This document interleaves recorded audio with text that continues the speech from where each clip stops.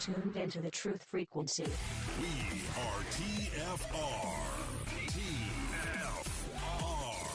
Truth Frequency Radio.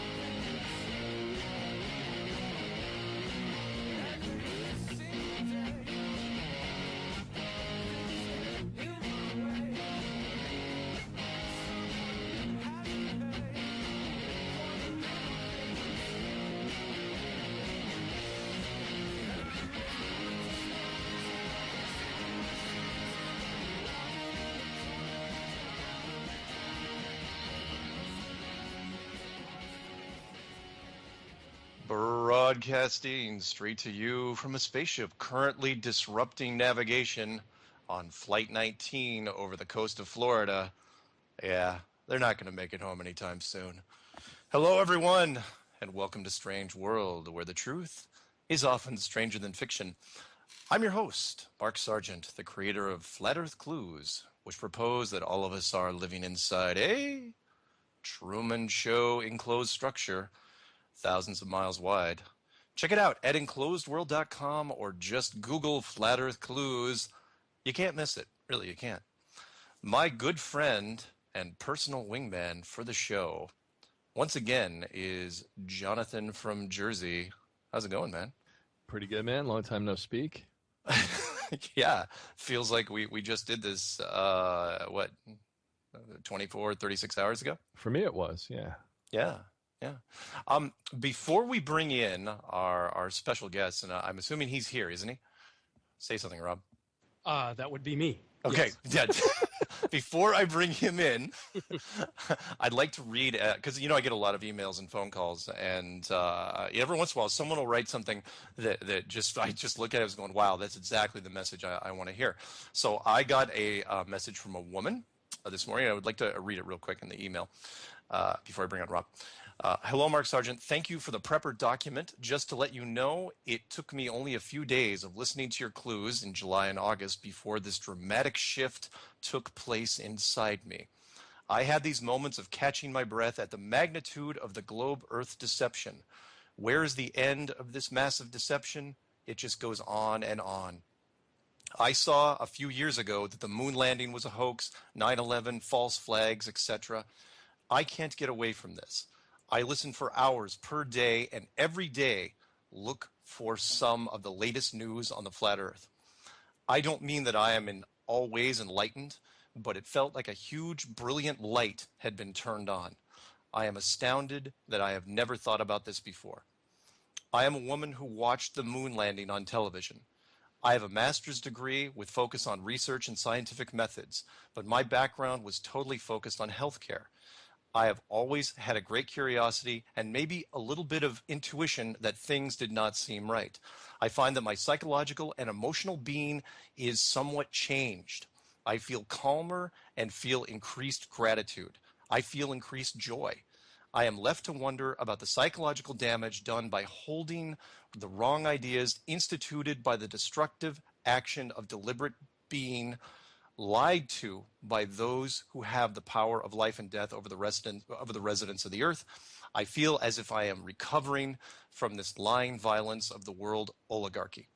I am so excited going forward and hope that the benevolence of the universe allows me to live long enough to see the transformation of Earth's people. Thank you again, and I won't mention her name because she didn't ask me and she probably doesn't even know. But thank you for writing that in. I thought that was beautiful. And I get letters like this quite often from people that just are profoundly hit, not necessarily by the stuff that I was doing, but just by the message itself, by the stuff that's everyone's being put out there. So, with that, let's bring in our guest. His name is Rob Skiba. He is the author of Babylon Rising and Babylon Rising and the First Shall Be the Last, and Archon Invasion. The Rise, Fall, and Return of the Nephilim. He is the host of the Revolutionary Radio Project, creator of Seed, the series, and he created one of the best websites you're ever going to check out if you're into Flat Earth, which is called testingtheglobe.com. Rob Skiba, thanks for joining us. Hey guys, thanks for having me back. Yeah, glad to have you back. Yeah, what we're doing, I forgot to mention. Sorry, Jonathan. Not only are you my good friend and personal wingman, but you also have your own show called Perceptions on late Thursday night on this very network. Thursday night, Friday morning. My morning, your night. Yeah. On East Coast, you start at midnight, which, where at West Coast, it's at 9 p.m. But yeah, it's a great show. And we just had Rod on that show. So some of the stuff we're going to talk about, we're going to try not to repeat too much because a lot of the people that listen to this show also listen to yours. So we will, we'll repeat some stuff, but a lot of the stuff, let's just consider it a continuation of the last show. Agreed? Sure. I'm down with that. Cool.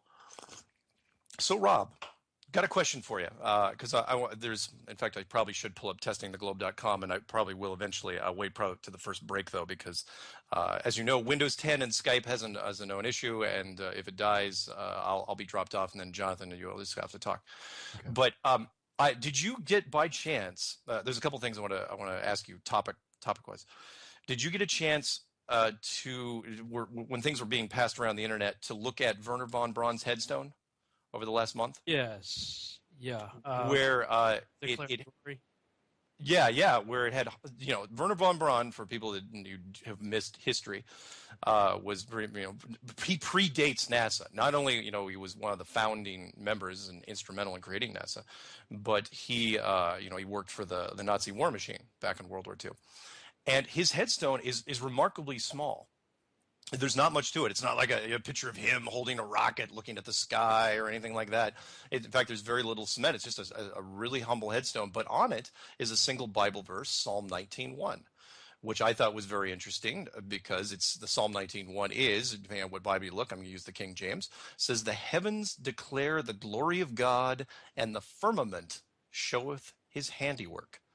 And I thought that was very interesting because, one, this is coming from a scientist. There's some scientists that go to church, of course, but this was the quintessential rocket scientist. When everyone uses that joke, you're either a brain surgeon or a rocket scientist, this is that guy. And he mentioned Psalm 19:1. I thought that was very telling. You got any comment on that?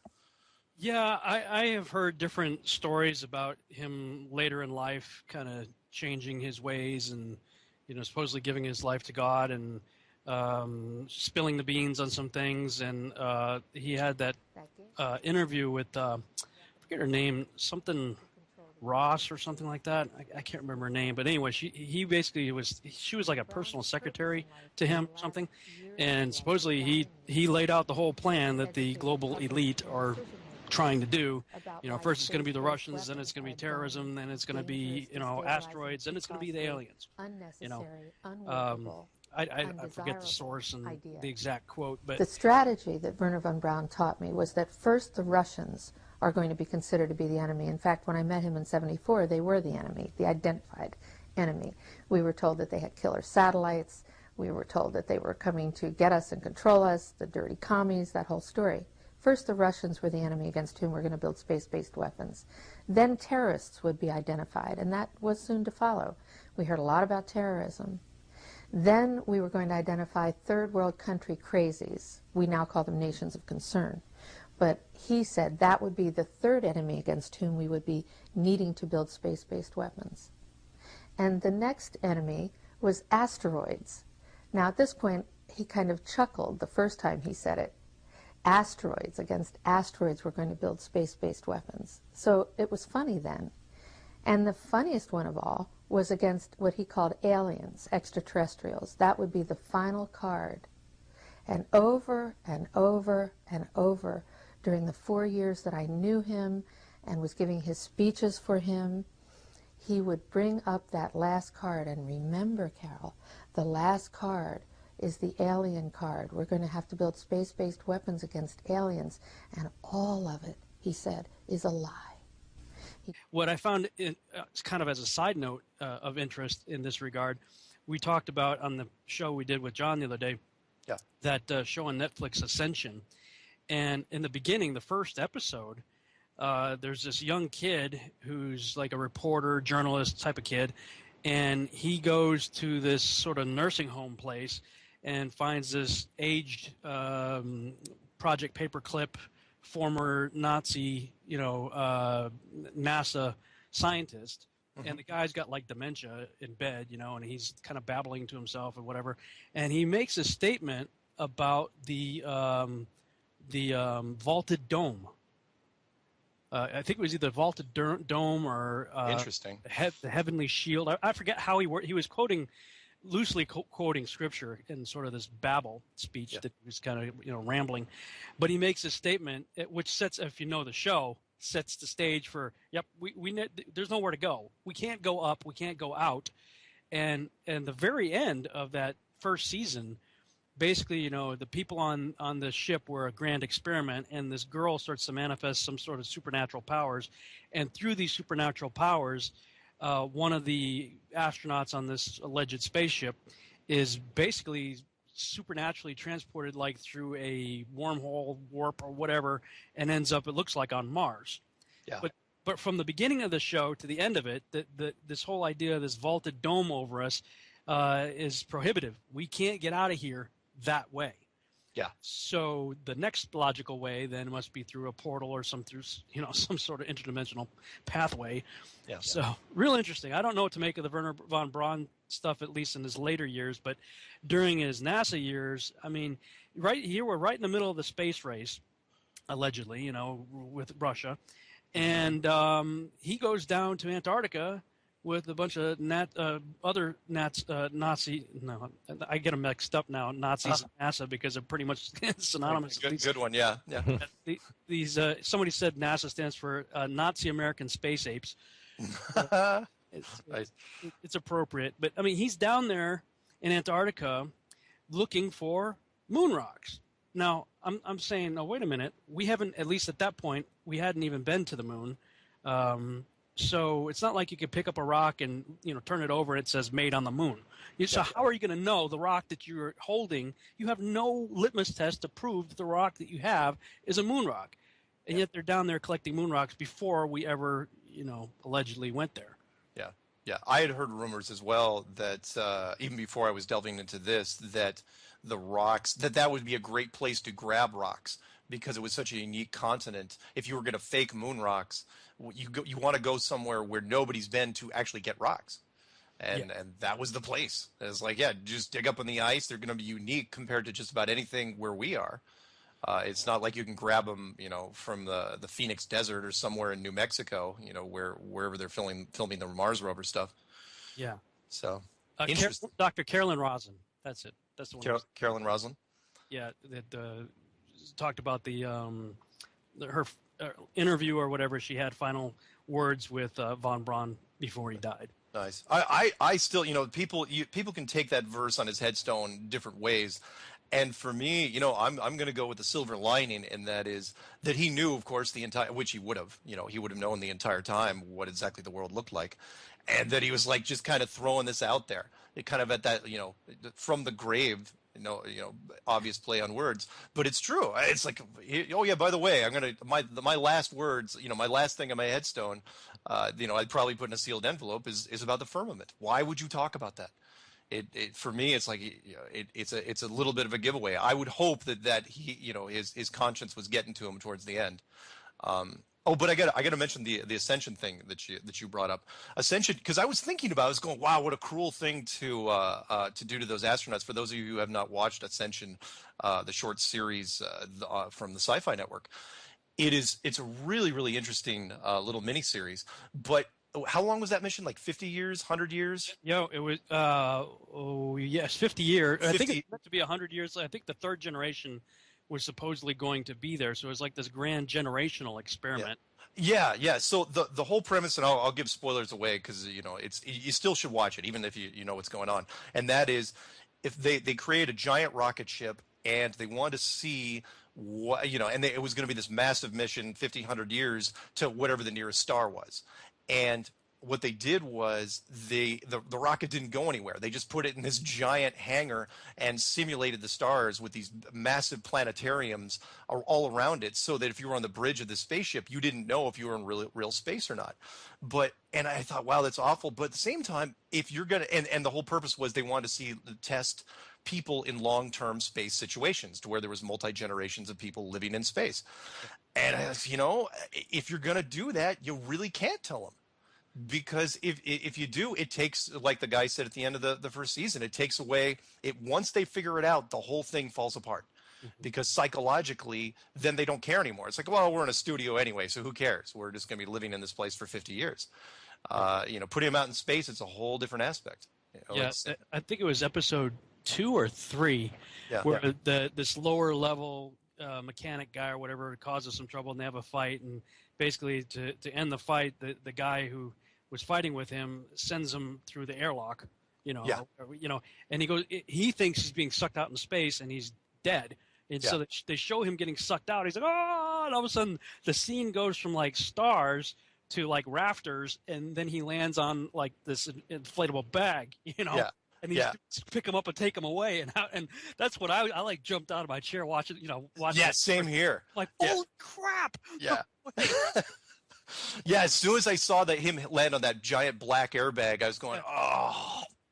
It's a fake. It's a con, and it's great. And then I got it because, again, it was recommended to me by a flat earther, and because I wasn't figuring it out. I was like, why am I watching this? And then I see it, and as soon as I saw those double planetariums that kind of fit over the bridge of that thing like a clamshell, that was a great shot, and I used that in one of the Strange World intros.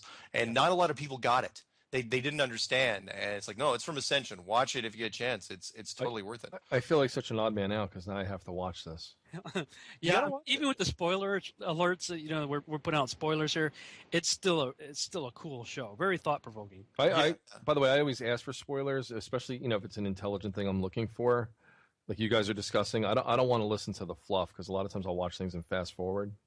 Oh, well, yeah. Because it's always the same. It's always the same story. It's like opening scene, and then blah blah blah, I love you, and then blah blah blah, let's go chase him, and then blah blah blah, the end. You know what I mean? You have in fact, you have a special app. You listen to YouTube videos fast forwarded. Well, yeah. Anybody who listens to YouTube in HTML5, HTML5 instead of Flash, it gives you controls for speeding it up to 2 times. The speed, is that the farthest you can go, or can you really crank it up? No, at that point you're listening to Alvin and Chipmunks on speed. So, I gotcha. Maybe 1.5. Yeah. So. Got it. A couple other things, Rob, I wanted to bring up. One was I wanted your opinion on, because I know you were kind of a follower of Kent Hovind, yeah, or maybe still are. Yeah. Uh-huh. Can you give me a kind of background of what you were kind of did that start you down a certain path, and have you been kind of up to date on what he's been kind of talking about now since he got back? Well, it's got to be pretty weird for him, because he was out of the loop for 9 years, and he was totally framed. A lot of people think it was tax evasion, but they're ill-informed. That's not the truth. He did a show on Canary Cry Radio, which is what introduced me to you, those guys over there. So for people who don't know, they should listen to the interview that Canary Cry Radio did with Kent Hovind on the whole issue, why he ended up in prison. But the guy's in prison for like 9 years, and he comes out and he's getting flooded with emails on Flat Earth.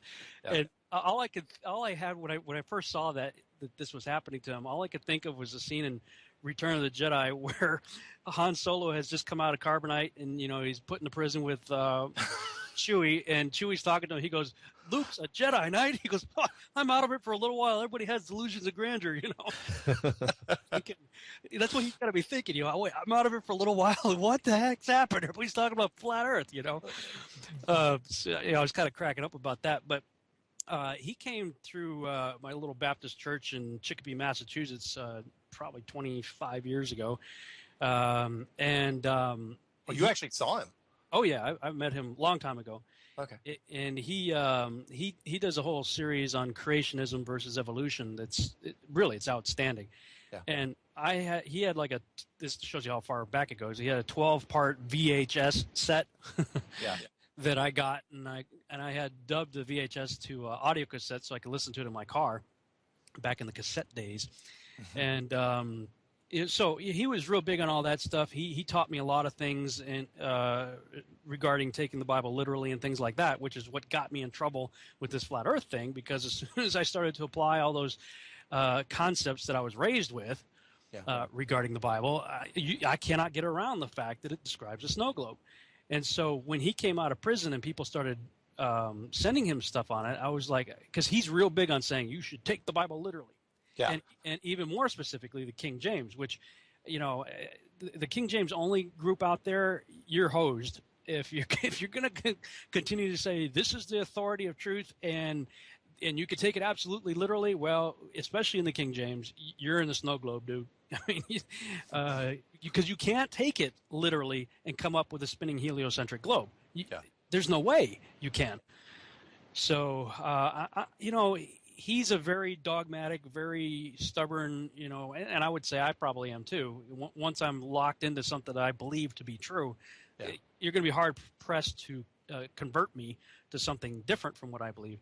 And he even said that in one of his, he's been doing a lot of YouTube videos since he's been out of prison, just from his home. And, he even says, look, this is what I believe, this is what I firmly believe, and, you're not going to change my mind and my completely That's a pretty good impression, by the way. my completely humble and unbiased opinion, So, when I listen to that, I'm going, I'm not ever going to be able to convince him, and neither are hardly anybody else out there, I would imagine. He's just going to have to get honest with the text and look at it from an unbiased opinion as best you can, because he would make a point in the creation series that he did of absolutely demolishing the public textbooks, the science textbooks on the evolution thing. Yeah. But then when he said, regarding the Earth and geocentricity is hand in hand with flat Earth. And so, he was addressing questions on geocentricity versus heliocentricity and, of course, the flat Earth stuff.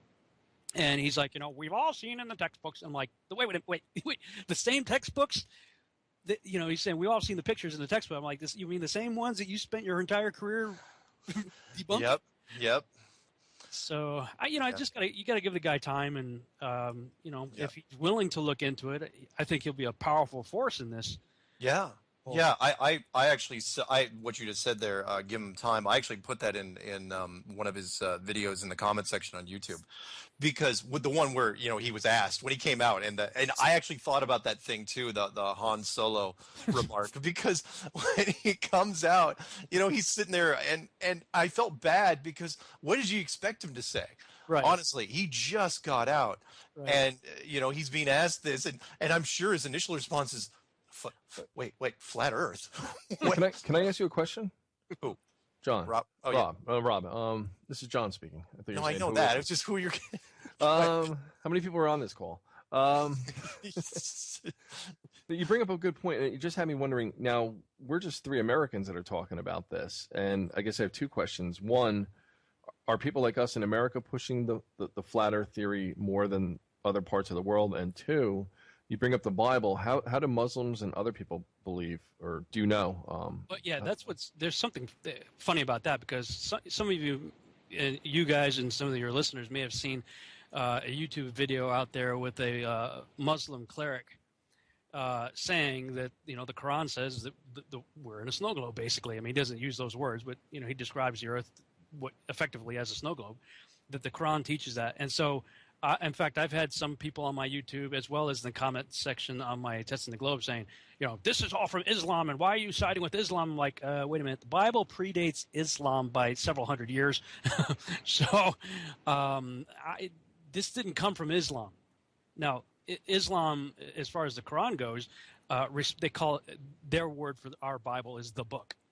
And at least in the earlier sections of the Quran, they pay a great deal of respect to the people of the book and the book itself, and highly regard prophets like Moses and others. And these are the guys who are describing the snow globe. So as far as the Muslims goes, they're Johnny come lately to this as far as religious texts go. The Bible long predates that, but no, we're not the only ones. There's quite a few guys over there in the UK. And I think in Australia as well, out there talking about this stuff. Yeah. Well, I'm sorry. Go ahead, Mark. Let me chime in briefly on this. And South Africa, of course, and New Zealand, but to your point, the NASA has always been the whole concept of NASA has always been more skeptical outside of the United States. So I think in many ways they would have been way quicker to jump on this, because it would have validated the rumors and whispers of what they've been doing for a long time, what they've been saying for a long time. And I'll use the James Bond movie, Sean Connery, one of his later ones, Diamonds Are Forever, I think.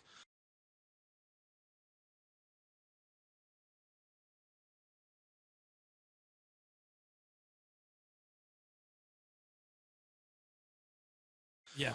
Where and that's all done in the UK, where it is not just a little nudge and a wink, it is a blatant slap backhand in the face, where Sean Connery is escaping the bad guys and he's running through a Hollywood movie studio and he's running through a fake movie set, and it's got NASA logos everywhere, and the inside joke, which was great, was they go grab him, right, and the astronauts can't catch him because they have to stay in character, so they're running after him in slow motion. And they can't get to him, and he steals their moon buggy and runs away. And I thought that was brilliant. So yeah, I think other countries absolutely. You think outside of the United States? Oh yeah, I think they'd be way quicker to believe this. Because why would you believe NASA? So anyway, sorry, go on, Jonathan. Well, no, not just NASA, but I'm wondering. Well, the reason I ask is because there's so much turmoil right now in the Middle East. Like, when hasn't there been? Yeah. But does this give whoever discloses it, that country, a geopolitical advantage over other countries by now saying, okay, well, we discovered it, kind of like Columbus discovering America, so we're told. Therefore, we're going to set the rules of engagement or where we go from here. Interesting thought. It would benefit anybody that wasn't the United States, I think, because the United States was the one that propagated the lie to begin with. And if you're gonna go down that road, the Chinese can't do it, the Japanese can't do it, the European Space Agency can't really do it.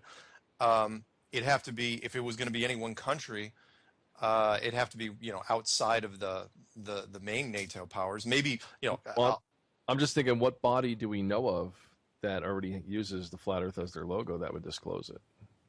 I see what you're going. I see what you're doing there. I just got my Frisbee today, by the way. I'm all excited. Did you? Oh, he finally sent it to you? Yeah. Oh, good. And by the way, for those of you who don't know what we're talking about, one of the fans of the show made up a bunch of flat Earth Frisbees with a UN logo. Well, it's basically a flat Earth map on the top of it, but it's in UN blue, and it's really cool. And he's from Staten Island, so I was hoping. Want one. They're very cool. Forward your thing. Forward the email to him. I bet you he'll send it out to anybody who's promoting it. But do you see my point with all this? Because we're talking about the religious aspect of it and what the Bible confirms or states.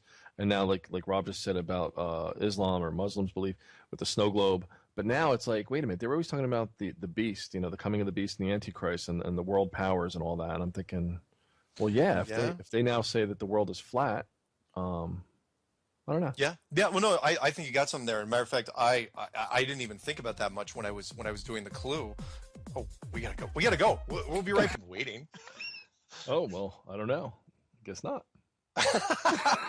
Nice. That's gonna play well. I'm not even gonna edit this out. I'm gonna leave it in. That was the sound of silence, everybody. Thank you. Big applause. Just so you know, Jonathan had his great sound bite queued up for us. Didn't work. And then nothing happened. What was it supposed to be? I don't know. Let me try one more time. You're still trying to cue it up. Come on. Did you get that? No, we didn't hear anything. Forget it. That must have been the first draft of Simon and Garfunkel's Sound of Silence. There you go. Anywho. Sorry. Hey, welcome back to Strange World. Strange. Yeah, where the truth is stranger than fiction. I am your host, Mark, wingman and sometimes sound editor. Jonathan from Jersey is with us, and always a pleasure. And I'm just thrilled to have you, Rob Skiba. The man with the plan.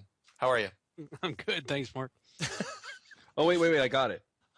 It was the dilithium crystals. Crystals? Yeah, sorry about that. Hold on. I think I fixed it. Ready? Oh God, here we go. Third time, I'm gonna kill you.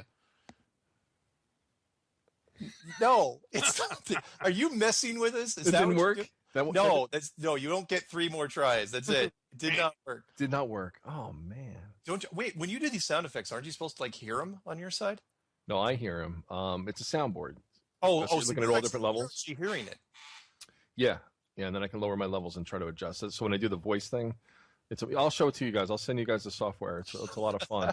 The software is starting to lose confidence with me. But I'm just saying.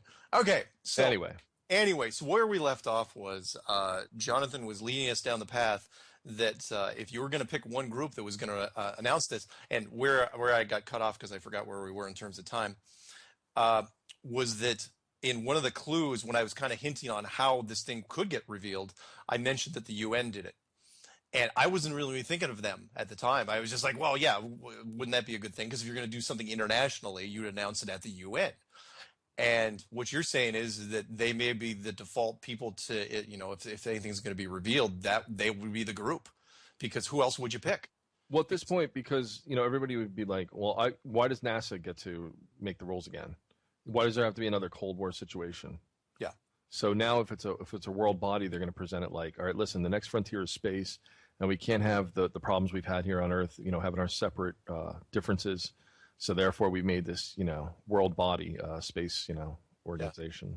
Yeah, and that would be, if I hate to say it, but that's a clever plot twist, because they already have, excuse me, they already have the flag. Yeah. So I mean, they could say, look, we always knew.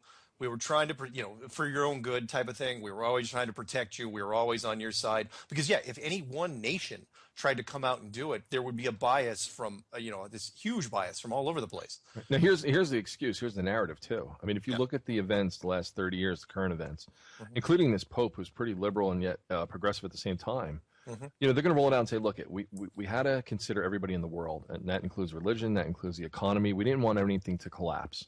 Okay, so they can even blame the collapse on it that's coming, the financial collapse.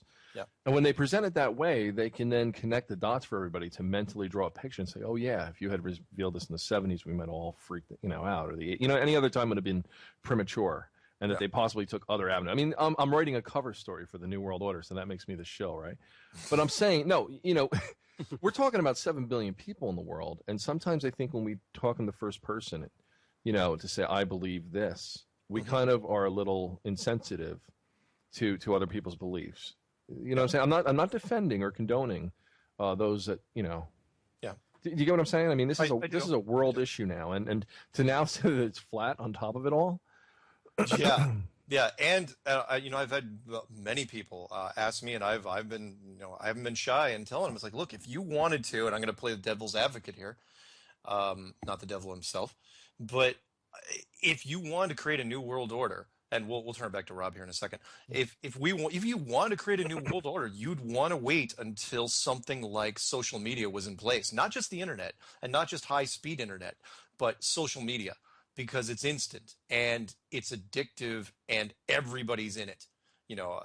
Social media is so intertwined, and there's multiple levels of it.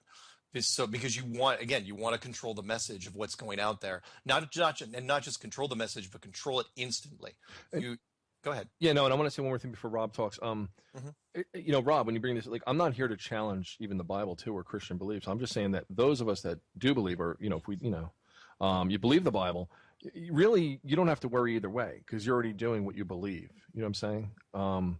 If God appears or the Bible plays out exactly the way it says it will, then you as a Christian are going to prosper anyway, because you were a Christian. But what I'm saying is, from a social structure, you see what I'm saying? Like, there's other things that I think need to unfold first. And how do you take care of everybody in that process? I got you. Does that make sense? I don't know if I'm explaining it correctly. You might be. If you're a Christian and you sit back and do nothing, yeah, right, and it plays out, then you win by default. Well, this is what's interesting, because there's sort of lines are being drawn in the sand here, because I as a Christian, with a very public ministry, and talking about flat Earth, all of the other, not all, but the vast majority of the other guys out there who are aware of who I am, and I've traveled in some of the same circles some of these other guys do. I'm the village idiot in the crowd. Okay. I'm the freaking Fruit Loop, freak out there talking about flat Earth, and it's like, we got to make this guy disappear because he's giving us a bad name, kind of thing. Right. So there's all these hit pieces coming out in blogs and Facebook posts and YouTube videos and all that kind of stuff, where these other quote unquote ministries are out there assaulting mine. And what I'm saying is, and when I said it on John's show the other day, and I posted this on my Facebook page, I'm like, look, if you're going to say you believe the Bible and you're going to say you take it literally, then do so. Otherwise, don't say that. Because all I'm trying to do is do exactly what I have always said, that I believe it and that I can take it literally. So, I'm just, there was a website out there that did a blog, and it said, okay, fundamentalists, have the courage of your convictions. In other words, if you're going to say you're a fundamental Bible-believing Christian and you believe it is true and you're going to take it literally, then do so. Don't make all the excuses for why you're not going to. I have a point before Jonathan chimes in again, and that is I want to ask you, Rob, because I think it's very, very interesting, because I grew up with very similar Christian backgrounds, and I think and if you're a big, let's put it this way, I followed the Book of Revelations for a long time, and the people that follow, this as well as anybody, the speculation on the Book of Revelations runs, in all sorts of directions, and it gets pretty wild sometimes, because the Book of Revelations is very, very dynamic and active book. A lot of stuff happens. It's the Act 3 of Act 3s, and people you can talk about that all day long and say, 100-pound hailstones and the 7 scrolls and the trumpets and the moon turning, all the different stuff that happens. But no, as soon as you bring up flat Earth, no, that's nuts. Everything else you talk about, every other story in Scripture, you can, I'm preaching, no plan words, I'm preaching the choir here, but everything else is fair game except for that. And okay. I think that's amazing to watch. Well, Revelation, depending on what kind of denominational background you come from, it's taken from everything from a preterist view, which is it's already happened. The historians will say, this stuff was all fulfilled by 70 A.D. Yeah. Then you'll have others that will take everything completely, totally symbolic. It's all allegorical. And to be fair, a lot of it is written that way. However, my position has been, I'm going to take it literally unless it tells me not to. For instance, when Jesus says, I'm going to tell you a parable, well, okay, he's telling you an allegorical story. He's going to use metaphor. Yeah. When John sees this weird, freaky beast with 7 heads, it's a strange looking thing, but then an angel shows up and says, okay, by the way, John, this is what it means. So usually when the Bible is speaking in symbolic or allegorical, metaphorical terms, it tells you that it's doing so. And so unless another character shows up and tells me that that's how I should take it, I'm going to take it literally. And the problem is, when you get to the Book of Revelation, especially as it pertains to this particular issue, right off the bat, you get into problems like Revelation 1:7. Behold, he cometh with the clouds, and every eye shall see him. Yep.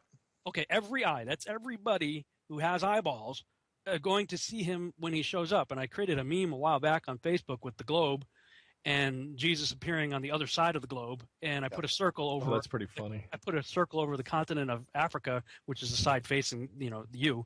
And I said, explain to me how exactly is that going to work out for these guys? Because millions of them still don't yet have TVs, iPhones, and the internet yet. And I know because I was a missionary for 6.5 years, and I've been to places where they don't have these things, and there's still lots of places that don't have them. So even if he shows up on that side of the globe, then how are the people in Central and South America, and places like that going? It's not going to work. And they said, well, maybe he's got a round trip around the world. Look, it doesn't say that. From my reading of it, he's got a direct flight from the clouds to the Mount of Olives. So, you got a big problem. But that's a minor problem. Yeah. You have a whole lot of apocalyptic text, like in the book of Isaiah, talking about chapter 34, verse 4, and all the hosts of heaven shall be dissolved, and the heavens shall be rolled together as a scroll, and all their hosts shall fall down, like as a leaf falls from a vine, and a fig falling from a fig tree. Yep. Wait, what? You're telling me the stars and the galaxies and nebulas and all that stuff is all going to fall to Earth? Maybe I misinterpreted Isaiah. Okay, fine. Then when you get to Peter, 2 Peter 3:10, it says, the day of the Lord will come like a thief in the night, in which the heavens shall pass away with a great noise, and the elements shall melt with fervent heat, and the earth also and the works that are therein shall be burned up.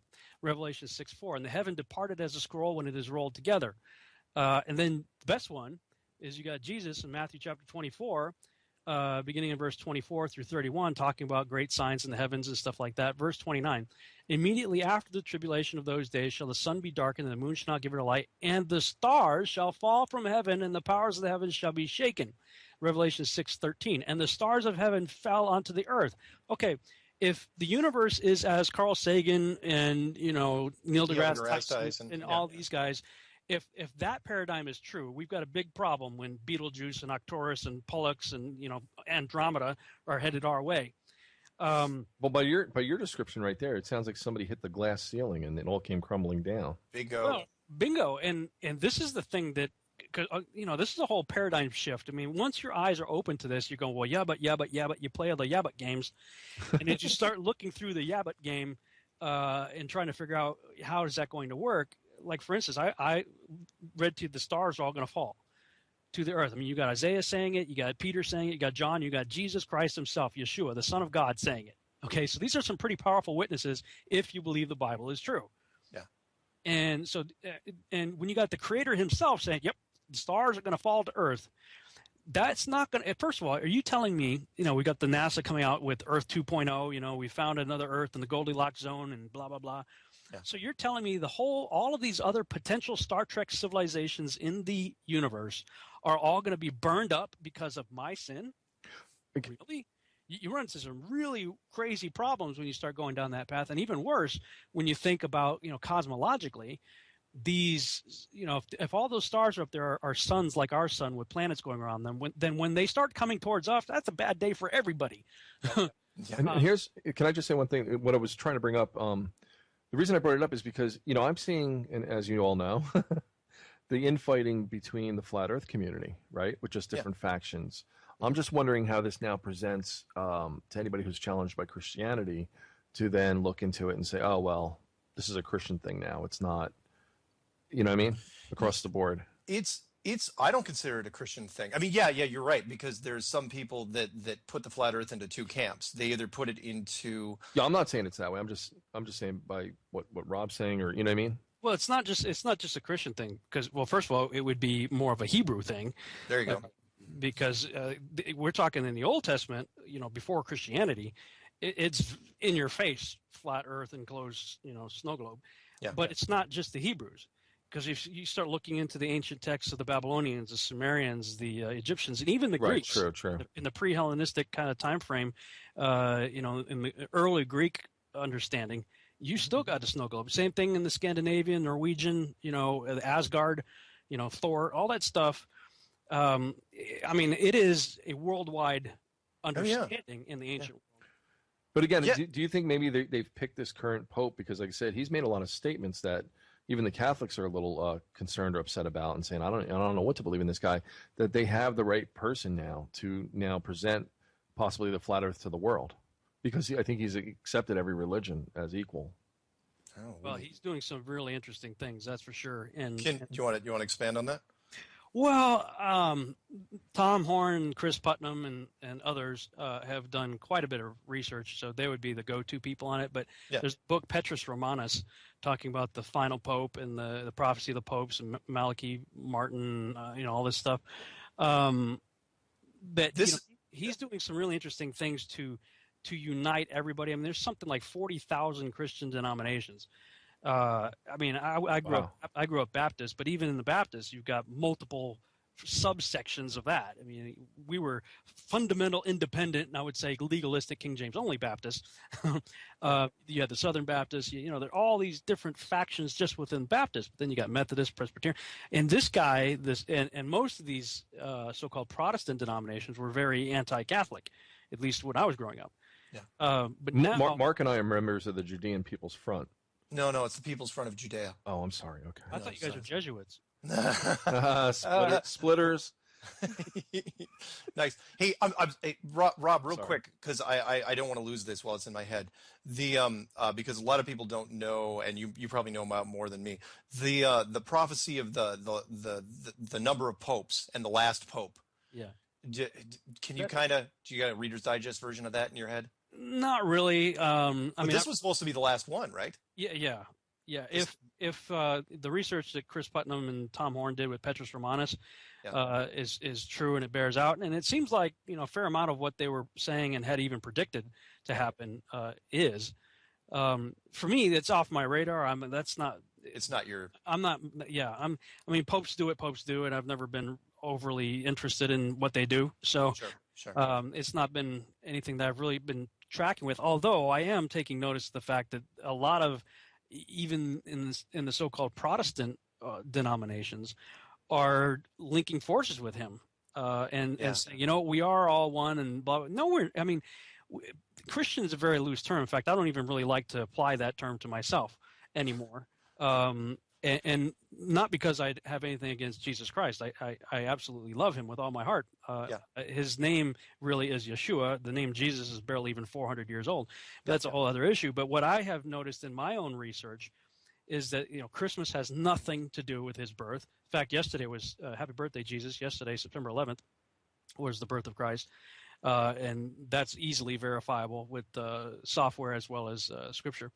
That's interesting. I did not know this. Yeah, I meant to say it when we were talking on the air. When we crossed over midnight, I was going to say, "Hey, Happy Birthday, Jesus!"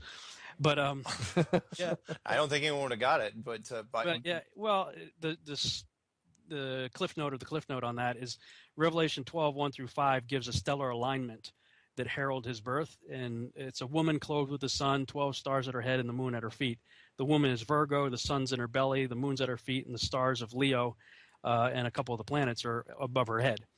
That exact stellar alignment happened at only one time in human recorded history, and it was for 80 minutes. For only 80 minutes in all of recorded human history was that alignment exact, and that was on September 11th, 3 BC. Wow. That makes a lot more sense. I've heard this before, too. Yeah, it's fascinating. You can download the software Stellarium from stellarium.org and check it out for yourself. I give whole directions in my book on how to do it step by step, but so I'm looking at standard Christianity today, and it looks nothing like the followers of Yeshua in the first century. Yeah. So for that reason, I'm like, I don't think I even want to be called a Christian, simply because what we think of as Christianity today looks nothing like the Christianity of the Bible. But it's everything that this Pope is trying to pull together. I mean, the Catholic Church is responsible for changing the Sabbath, for creating Christmas and Easter, which have nothing to do with our Savior. So, all of these things that the Catholic Church started, 300 AD and forward, that's what they're trying to rope everybody into in this kind of one happy family. And I'm like, I don't want nothing to do with that family, because it has nothing to do with if I take the Bible literally, as I say I do, and it has nothing to do with anything I read there. So I distance myself from that. But I mean, this Pope, like no other, has made major strides in bringing a sense of unity. But in my mind, it's the wrong kind of unity. But he would be an ideal candidate within the so-called framework of Christianity to make an announcement like that. Yeah, it's flat. We've always known it, and Well, since we're talking about it, I might as well bring it up, because then you probably know it's coming. Wait. You're talking about the real Christ who's here to save us? No, we're not talking about anyone that might have initials of who might sound like Lord Stephen Christ. No, we're not going to mention his name. Oh crap! Sorry. Are we really going to work him into every show? We probably will. I didn't say it. No, you didn't. I didn't. Technically, I don't think I said it either. I said we're not going to say it. He's going to hate us so much before this is over. Anyway, sorry. FEMA camp for you, buddy. The what? FEMA camp for you, buddy. Oh, have you already been condemned to the FEMA camp as well? I don't know that I have been. I probably will be now that he hears this one. But I've seen anybody that he disagrees with, that's what he. Yeah. Stephen signs them to the FEMA camps. I want to have him on my show. I want to interview him. Good luck with that. You don't want me as I'm not backing. Well, no, you're not welcome. No, I'm saying you do not want me as a wingman, because no, do what you want.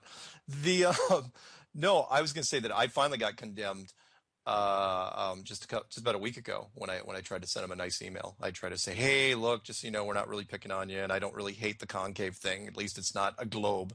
And he just tried to light me up like the 4th of July. And anyway, so. But I want to mention the least amount of sense to me. The concave. I mean, people keep trying to get me to look into it, but Do you get emails all the time too? oh yeah, all the time. And What? almost every YouTube video I put up, there's at least 2 or 3 guys that are sending me concave stuff, and Yeah, at it. yeah. I'm not seeing curve either way. So Exactly. And I'm going, and my thing I sent to him and other people, anyone that emails me, I say, look, I don't hate the concave theory because it's a cousin of the flat Earth thing, but you got that problem of the ground sloping up, like you would in a Dyson sphere. If anyone remembers Star Trek Next Generation, where Scotty from the old series was on there, and they basically wrapped, they built a physical structure around a sun, and so the Earth was, all the continents were on the inside, which is really what he's saying. He's basically saying that we're living on the inside of a hollow Earth, but the problem is the land slopes up, and we would see that. We would see it very, very easily. But anyway, I don't want to. Let's not talk about that anymore. Yeah, I blame you for this, Jonathan.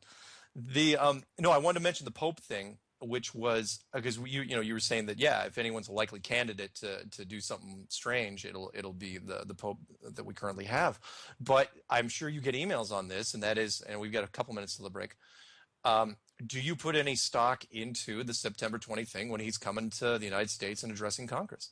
oh boy, September 23rd through. I mean, really from the 15th to the 28th, there's a lot of weirdness. I don't know how else to describe it, but I mean, there are. A lot of people talked on the backside of 9/11. People talked about all the memes that were in TV shows and movies and everything, predictive programming and whatnot for 9/11. Yeah, and there's just been a ton of it for 9/23. In fact, I was just watching the show The Whisperers the other day, and I forget, it was The Darkest Hour or Darkest something or other was the name of the episode.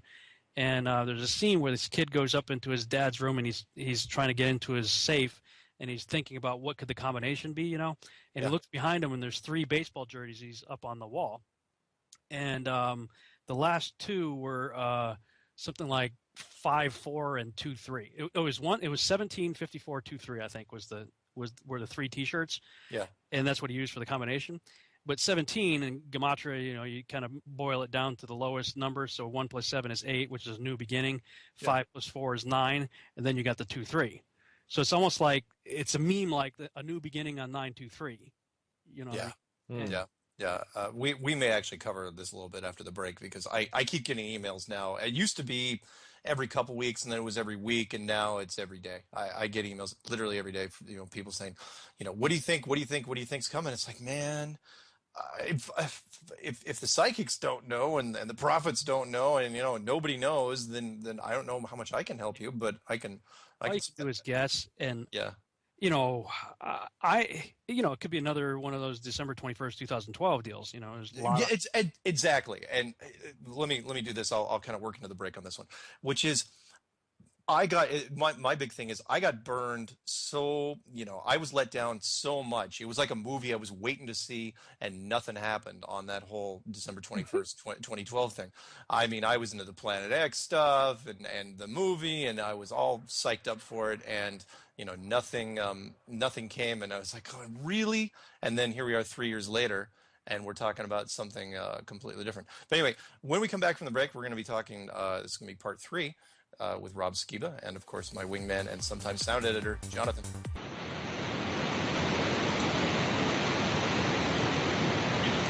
Hello? What's up? Did we lose Mark? No, I was waiting. I thought you had a sound effect. No, that wasn't me.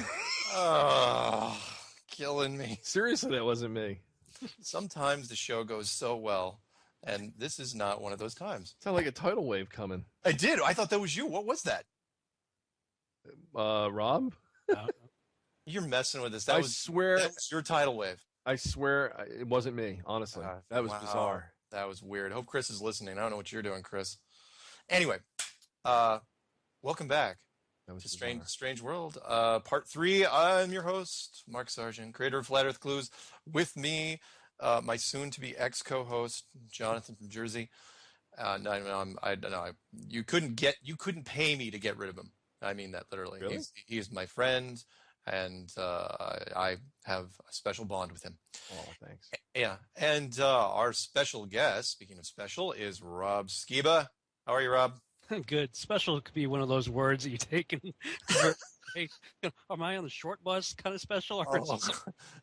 Normally I jump on that, but I am not offending anyone tonight. I'm not trying to offend anybody. Oh no! I'm just saying I can. No, I'm not gonna. There is no. I can't. Sorry. I'd like to. I'm not going to. So where we left off was talking briefly, maybe not so brief, about September and what's going on. Because we were talking about the Pope and what makes this Pope different from others. Is he part of the prophecy? Is he the last Pope? If you believe in that, all the research that's been done, he does fit the qualifications, and he's coming to town. He's coming to the United States on September 23rd, and he's addressing Congress. And I'm sorry, Rob can chime in here in 1 second. But what I was going to say was that there's a lot of stuff that's happening in September, and that's just one thing, and that's what makes this different from what you were mentioning, like December 21st, 2012. Everybody knew the date. It's like, oh yeah, it's the Mayans, it's Planet X, it's the big, it's the black hole sun, it's the dark rift, it's all this other, but it was all basically one thing. Whereas September, when I keep asking everyone around with special abilities, especially including Jonathan here, no one can pin it down because there's so many things. And fill me in here. So is there something I missed? What was happening on the 15th? Well, the 15th is, from a biblical perspective, and this is one of those areas of controversy as well, because it depends on how you reckon the calendar. Yeah. Now, biblically speaking, they'll go off the moon either being a conjunction moon or a crescent moon. Okay. If you're a conjunction guy, that's where there's the no moon. You can't see it. Mm-hmm. Then all the blood moon stuff that you're hearing about, the blood moon tetrads and all that stuff. Yeah. All the blood moon tetrad stuff are lining up with the feasts of God at the appointed times in Leviticus 23, the true holidays that God established. Yeah. The blood moons and everything line up with the dates if you're going off conjunction. If you go off crescent, which I do, then there's a mismatch on that. The blood moons aren't landing on those days, and the dates change. But I believe if you're a conjunction guy, then September 23rd is the Day of Atonement. For those of you, those out there going off the crescent, I believe the Day of Atonement is actually the 25th. Mm-hmm. So that's from sort of the Christian / Messianic worldview, Jewish worldview. Mm-hmm. That's why people are paying attention to these things, because some of these things, and again, it depends on which moon you're going off of, conjunction or crescent, as to why these days are significant. Yeah. So just playing loose with the dates from the 15th through about the 28th. The 28th is when the next blood moon's supposed to be. For some, that's the first day of Sukkot, the Feast of Tabernacles. For the crescent moon guys, the 30th would be. So, I mean, there's all these interesting dates, but because of all these mismatches and stuff like that, I'm kind of taking a step back and being really skeptical about a lot of it. And, Jonathan Kahn is out there talking about the Harbinger and the Shemitah, the 7-year cycle. Mm-hmm. And the problem I have with the 7-year cycle issues, because everybody's talking, this is a Shemitah year, and this is also a Jubilee year, so there's all this big, hoo-ha about that, and that's why the stock market and the U.S. economy is supposedly going to crash on the 23rd or sometime thereabouts. Yeah. There's all this doom and gloom, and I'm like, well, wait a minute. First of all, the Shemitah, biblically speaking, is supposed to be a good thing, not a horrible, terrible, bad thing that we should all dread. The Jubilee is even better. I mean, it's like, woohoo! I mean, these are times, biblically speaking, that you look forward to, that you celebrate, you're excited about. You're not stockpiling guns and ammunition and groceries and bunkering down and freaking out because you think it's the end of the world. I mean, it's everything for me is like all flip-flopped. Again, I'm looking at this is what the Bible says, and this is what Joe Blow, teacher, preacher, and everybody else is talking about. Yeah. And I'm like, I don't know. There's a lot of weirdness. We got Jade Helm down here in Texas, but from where I am in Texas, it hasn't affected us at all. Yeah. And I've said it before. I'm like, if anybody thinks they're going to go Red Dawn in Texas, that would be the worst place to try that. Exactly. Yeah. Because everybody, grandma and the little kids are packing. Oh yeah, Texas is a gun state. Absolutely. Yeah, Wolverine. This would not be the place to do it. Yeah. You combine that, and people said, "Oh, it's Jade Helm, and I keep, people have heard this from me before, but I'm going to say it again. That is, Jade Helm is not a standalone operation. It is not. You can't. Jade Helm would be something that would ride the back of something else. So yeah, if you had a major event, yeah, then you could throw in Jade Helm and make it very, very interesting. But Jade Helm isn't going to start a fire on its own. It'd be silly. You'd need way more troops than that, way more firepower, and you wouldn't announce it. On top of it, you wouldn't be telling people about it, saying Jade Helm, we're going to do this. This was announced well in advance, and all the public venues and everything. And so I've got friends down in Austin, police officers. I know people, current and former Special Forces guys, and I was asking them about it, and they're saying, well, it is unusual that it is a multi-service activity. It's not just the Army or just the Marines or whatever. I mean, it's like everybody. Yeah. So that's unusual. It is unusual, the scale of it. When I was talking to one of my buddies, he says, we have to graduate Special Forces. We actually have to do this type of an exercise. But it was always up in like Georgia or somewhere, South Carolina or somewhere up over there. Yeah. So this is much bigger. It is unusual in the size of it, as well as the, like I said, all the services being involved with it. But one of my buddies, who was former Special Forces guy, is now in the state militia, and he's like, and he's as every bit of a conspiracy-minded guy as I am. In fact, for me, that's my default. I assume conspiracy until proven otherwise these days. But he was like, look, the state militia, this is actually good training for us because we are being brought in and being trained as their opposition. So it's like, here's the state militia guys training against America's best, like the Rambos, so this is good training for them. Sure. And he's like, for us, the reason we have a militia is because of a Red Dawn scenario, So he's like, I don't, there's nothing suspicious that I have seen. He says, you know me. He's like, I'm just like you. He says, if I see or hear anything, I'll let you know. And he hasn't. And so I'm not overly concerned about that. However, if we can just speculate, go wild here. Sure. If there is something planned, when you talk about Carol Roslin earlier in the show, and, she was saying, that first it's going to be the Russians and terrorists, then asteroids would be the next in line. Yeah. In the planned conspiracy, and then of course aliens. There's some speculation that there may be an asteroid or comet or whatever headed our way. Also, Nibiru. I mean, everybody's there. You go. Yeah, let's bring in Nibiru again. Yeah, it might as well. I mean, in those scenarios, you may have seen some of the maps that people have drawn up. If the New Madrid goes and the San Andreas goes, what would the United States end up looking like after that? And basically, Tyler, Texas, which is about 3 hours east of Dallas, is beachfront property. You've lost a good amount of the East Coast, and of course, quite a bit of the West Coast is gone, and it looks radically different. And I'm thinking, okay, if something like that is coming, and I knew about it, I would try to put the best of my resources into a safe place. There you go. So, I'm kind of taking the other side of it, going, well, maybe these assets are being relocated here because this is actually safe ground. At least when you look at those maps, it is. And when I think of other things, I mean, there's a reason Texas flies its flag at the same height as the American flag, and as far as I know, we're the only state in the union able to do that. There really is a don't mess with Texas mentality around here.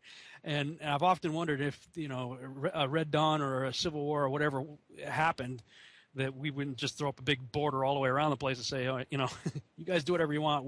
We've got our own grid. We've got our own resources, Yeah, the Texas dream finally realized of being its own country. Yeah, the Republic of Texas becomes its own sovereign. Yeah, only took several hundred years to pull that off, but I'd be happy for you. It sounded like a good idea at the time. Well, I got to say, I came here under I won't go into it, but I mean, certain circumstances brought me here to Texas. I lived in Massachusetts for 33 years. I didn't want to be here. After I came here, it basically put my life back together because I was falling apart. I intended to go out to California, go make movies. But every time I tried to leave, literally, it was like I hit this invisible force field that just, like, I couldn't do it.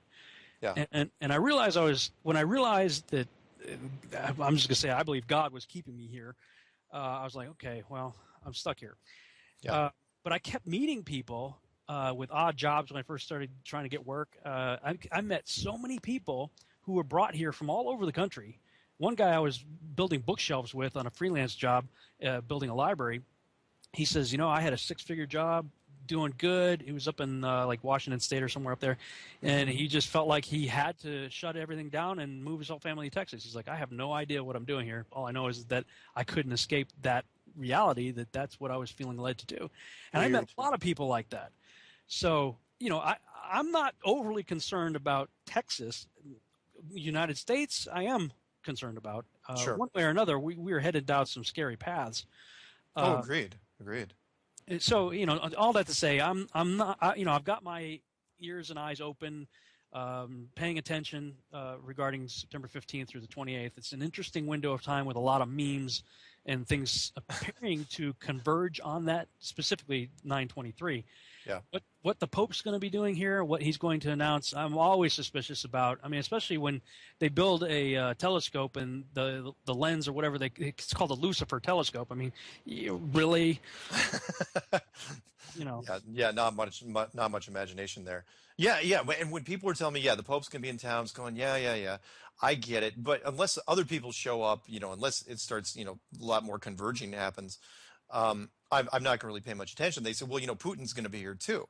And I go, all right, well, that's kind of interesting. And then somebody chimed in, I think a week or 10 days ago, I can't remember, Jonathan, but they said, oh yeah, by the way, the Chinese hierarchy, the president and the high leaders of China are going to be here at the same time. It's going, really? Because that doesn't help. That doesn't make me feel any better. And then of course in the background I always hear like a drum beat, CERN, CERN. That one's a big one. Yeah. I'm very concerned I see what you about did there. CERN because what was it, the Chilean earthquake or one of the big earthquakes was like 11 seconds after they fired off one of their big experiments. Yeah. And that was at a fraction of the power of what they're intending to do this month. And so there's in fact, Gons from Canary Cry, he's very much on the CERN watch. He's been doing a lot of videos on that on YouTube. Yeah. That is something to be legitimately, worldwide, whether it's globe flat or whatever, that's something to be concerned about, in my opinion. Yeah, you're right. It's a device that we don't. Well, maybe somebody knows. Is what exactly is it doing? Is it splitting reality? Is it opening up a doorway to somewhere else? If you want to go down the biblical path, is it the opening of the bottomless pit? Yeah. I mean, you probably heard it too. I mean, the speculation on CERN has been rampant. Yeah. To points like, okay, I get it. It's a big thing, and we don't know exactly. And plus, there was that weird dancing ritual that somebody recorded on YouTube and put that. What was that about?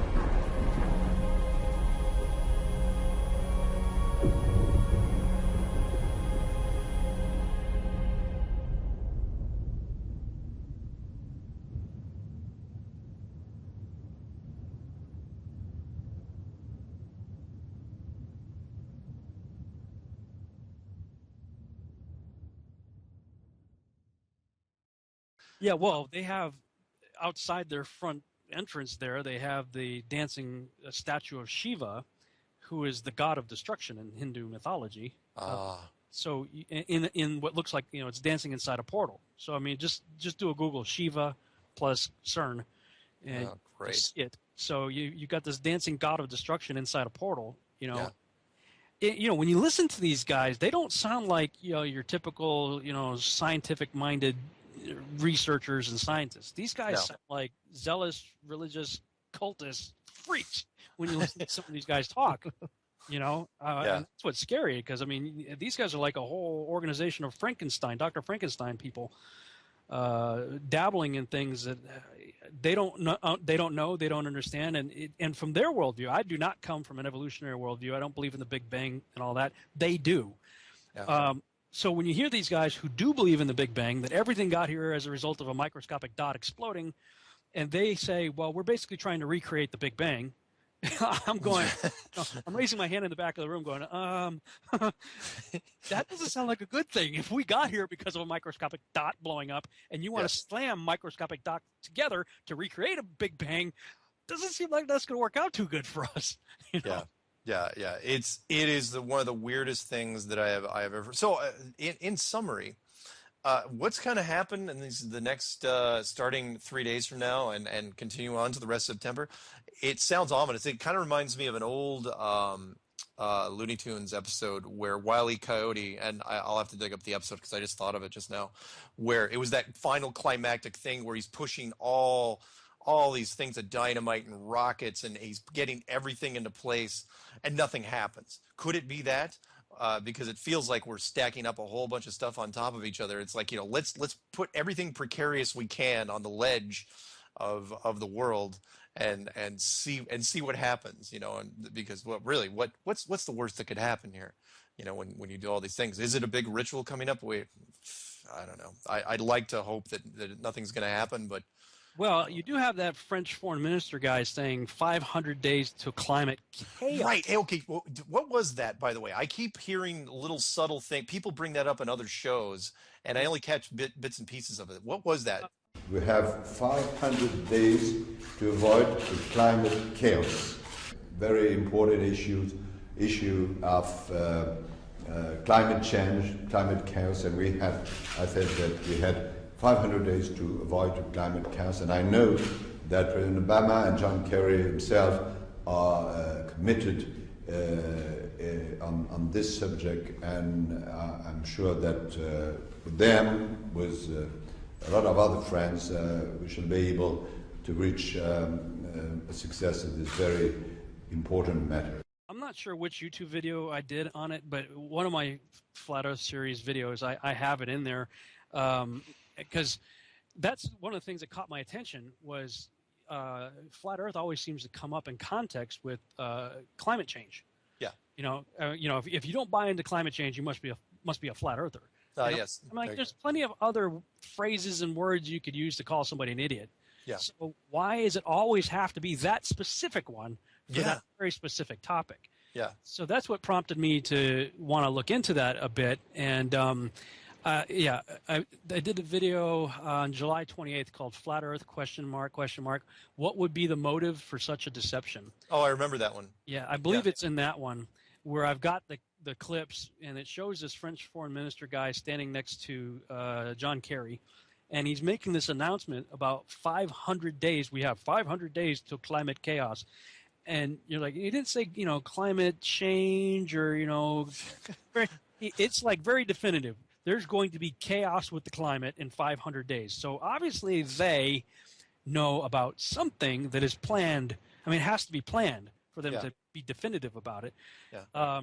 And the only thing that I know of that's planned for the termination of those 500 days is CERN. So that 500 days is it? Yeah, forgive me. When does that kick in? Well, I don't quote me dogmatically on this. I don't know that it is the 23rd, but I seem to think when I looked at it last time that it was somewhere between the 23rd and 25th or something like that was the date that I believe CERN was supposed to kick off, and it was also just so happened to be at the end of the predicted 500 days.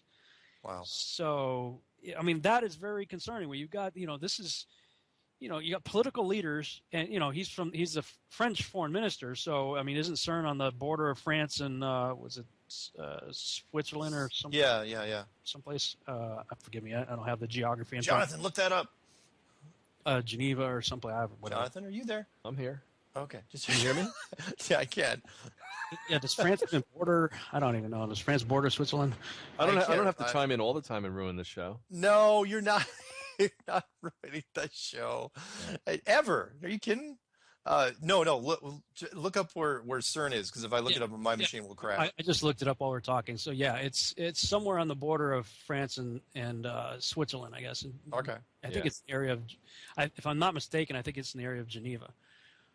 So he's the right guy if it's CERN related. Yeah. His country is part of or right next door to it. So, I mean, that's the kind of thing that really makes you kind of step back and go, what do these Luciferian bastard freaks know? You know? No, wait, Rob, you put in the search for the word September 23rd? Go to Google Maps and type in September 23 and watch what comes up. Why? What comes Google up? Maps? Yeah, go to Google Maps. I'll let him do it and he'll tell you. All right. I want to see if he gets the same thing I get. Just put September space 23. He may not, because he may be using a different. Well, if he's using Google, he will. But well, that's weird. wait, is there a map? Well, no. When I did that, I did September 23rd, and it popped up my neighborhood. Really? I don't know why I did that. That's kind of weird. Let me try it again. Well, on Google Maps or just Google in general? Google Maps. we'll be doing a memoriam show for Rob Skiba sometime later this week. How freaky is that? Where friends will call in and discuss their fond memories of Rob. Yeah. Let me just try. I'm just doing it as a Google search. It's not coming up. Maybe they did away with it. No. All right, Jonathan, go ahead and tell me. They used to have it where if you typed in September 23rd, it would go right to CERN. What? No, that's not. Oh, Real? I'm on Google click Earth. Hold on, let me try. Or are you just doing Google search and then clicking on maps? That's what I did.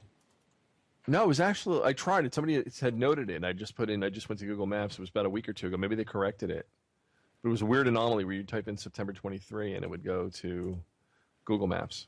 I mean, it would go to that location. Huh. All right. Well, Yeah. regardless. Regardless. I'm 2 for 2 tonight now. The sound didn't work and the map didn't work. Jeez. Why are we letting you in the control room? Sorry, go ahead, Rob. Well, it's just there is a lot of weirdness going on, and it does seem to converge on September 23rd. And did you see the movie Tomorrowland? I haven't seen that. Did you see it? Wow. Holy cow.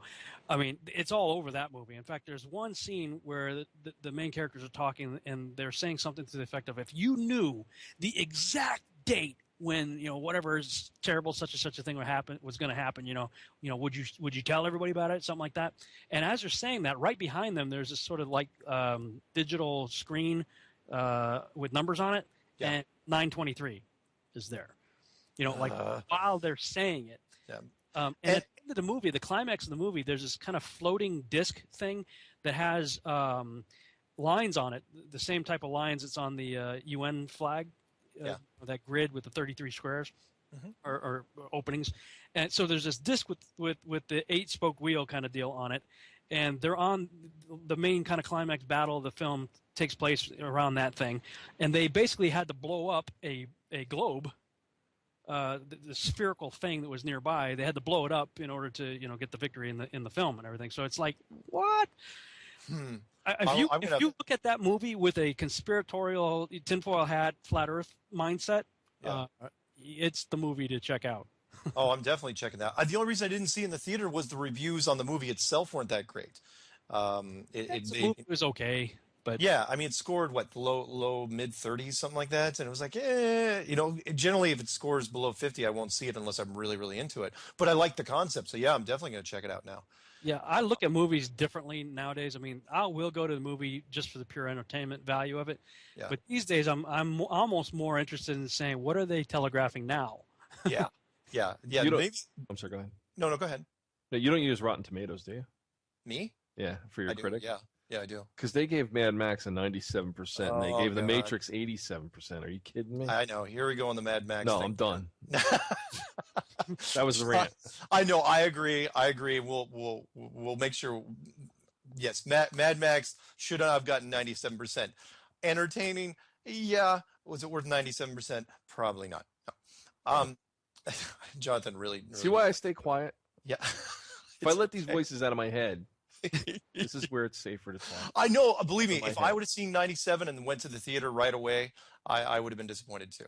So when we're gonna go to break in just a little bit, but I swear when we get back, we're gonna talk about what I consider to be probably the most comprehensive website when it comes to everything regarding killing the whole idea of the globe, which is Rob Skiba's testingtheglobe.com, right? That's how it's spelled?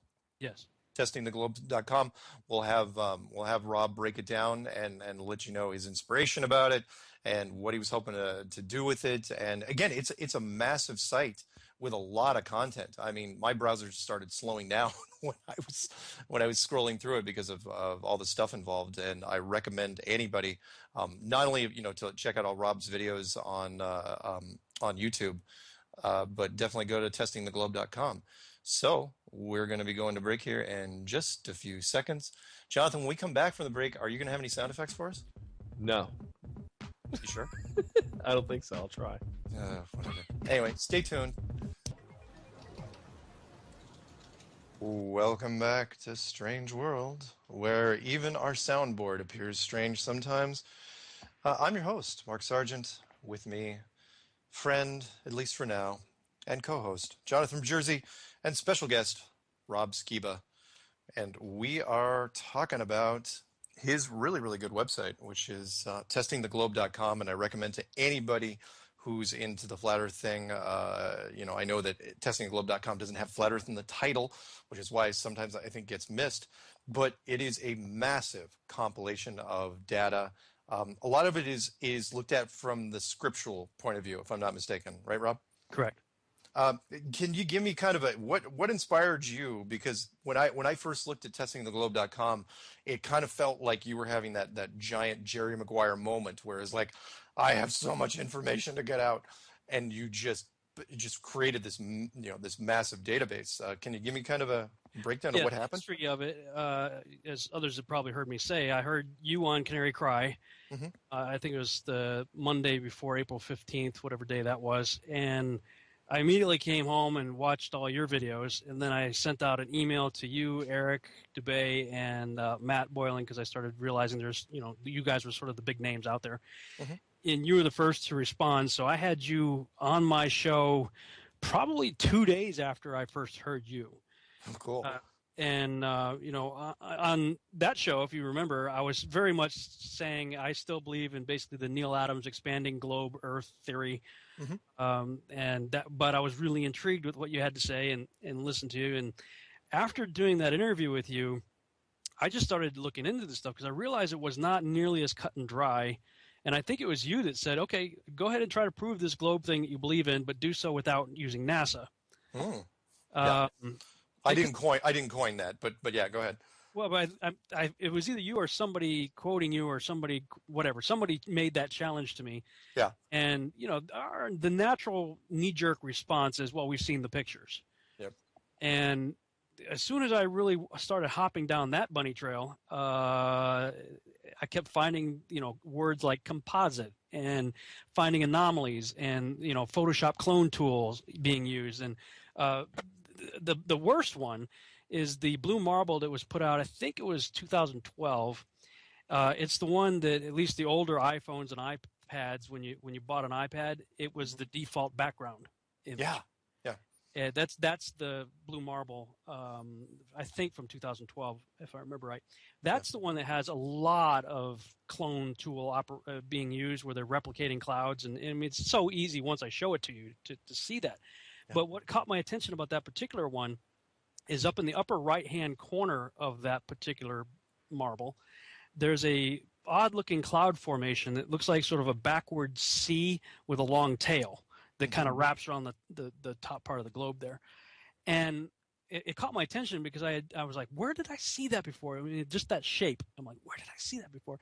And I started looking through videos that I'd seen recently, and I saw 2 different videos. One was, I think it was on Netflix, The Universe, I think was the title of the show. And it was basically a transition, a video transition, like a wipe that was being used. They used that same Earth, but it wasn't a static picture. It was a moving, rotating globe. Yeah. And it had that exact same cloud formation in it. And then I started seeing it, once my eyes were open to it, I started seeing it pop up in several other videos and go, okay, how nice of NASA not only to take a picture of the Earth, but to make a perfect 3D model that videographers can use for their video productions for transitions. Uh-huh. And so that's when I realized, we're playing with 3D models here. This is not photographic evidence. And I, as soon as I saw that, I'm like, well, back in 2004, I got hired as a missionary, but I was a multimedia missionary. My job was to get entrenched with the missionaries, do what they do, but to document it on video, come back and make videos to help them create awareness and raise support and whatnot. Mm-hmm. So being that I was in global missions, I made a 3D model of the Earth that I used a lot. Okay, we're going to Kazakhstan, so I would do a zoom out of Addison, Texas to Kazakhstan, and I use this globe thing, as much as I use Google Earth, I use this globe that I made.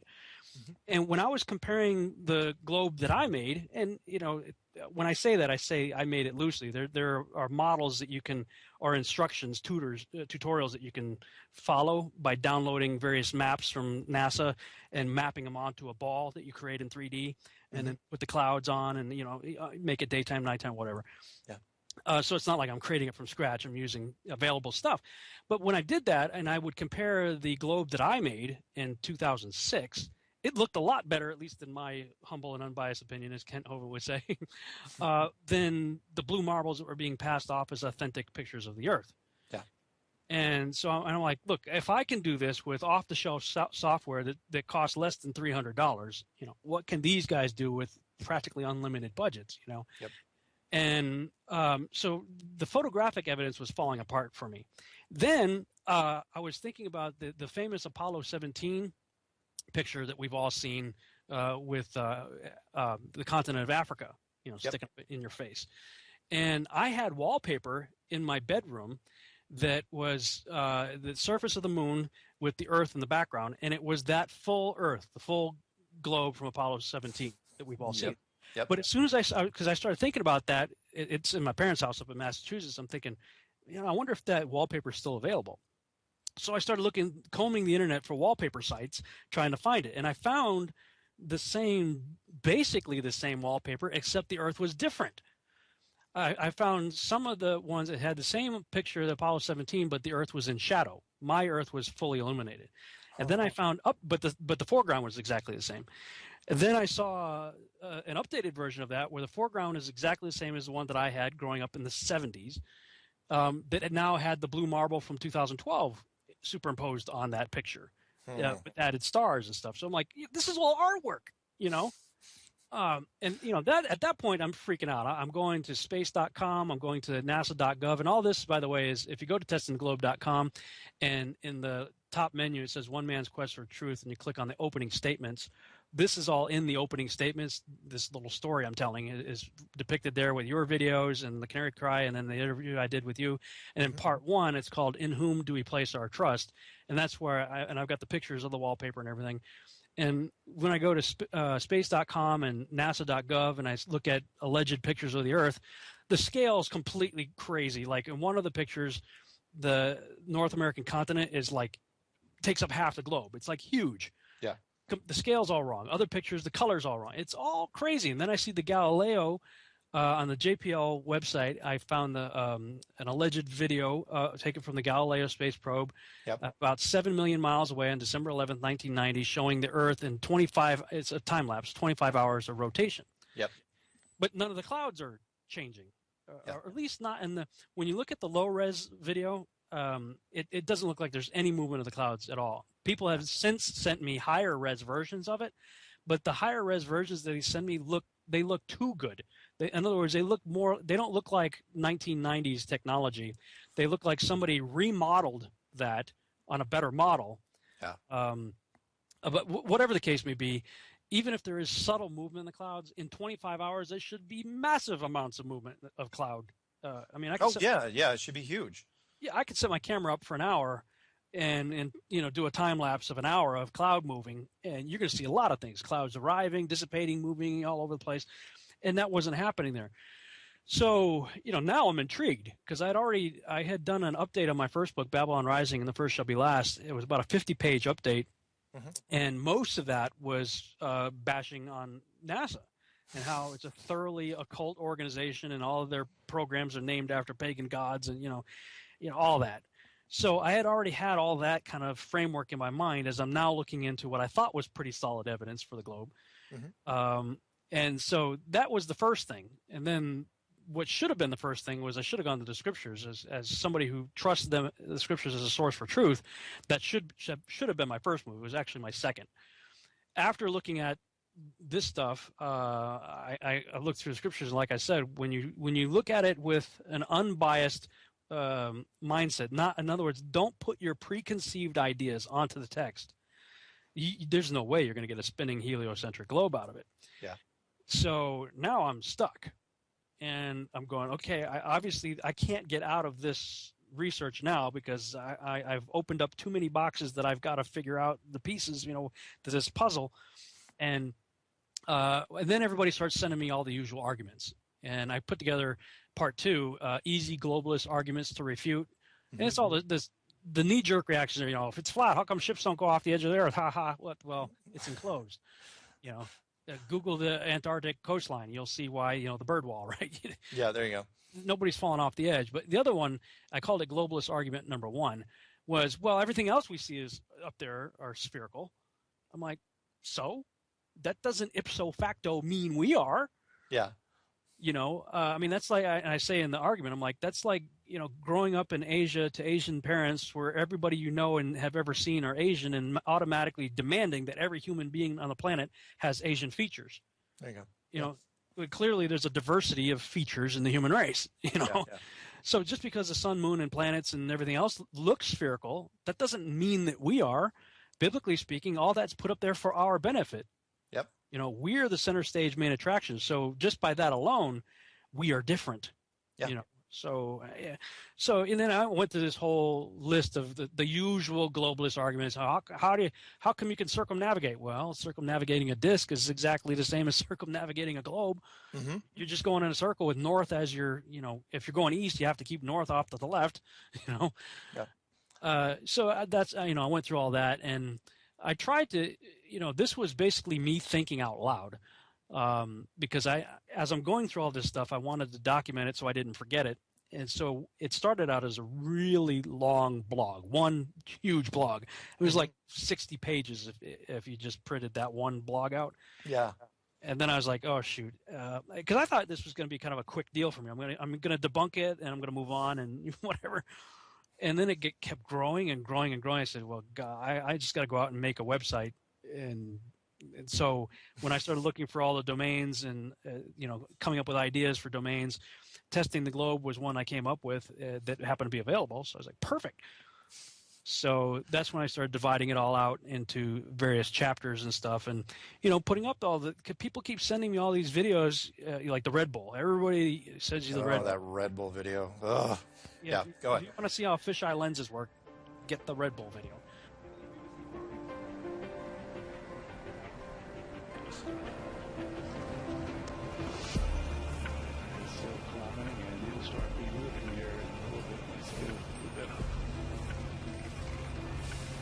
Release. If you're scared, walk away. 'Cause there's no need to feel ashamed. Yeah, we all feel the same.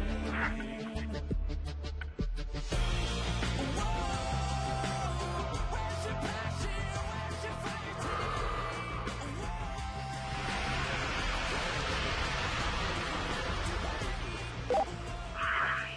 All right, now. The whole road is looking out. I'm going over.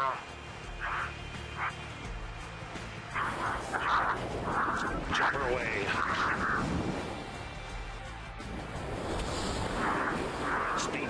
Showing Felix in a stable descent.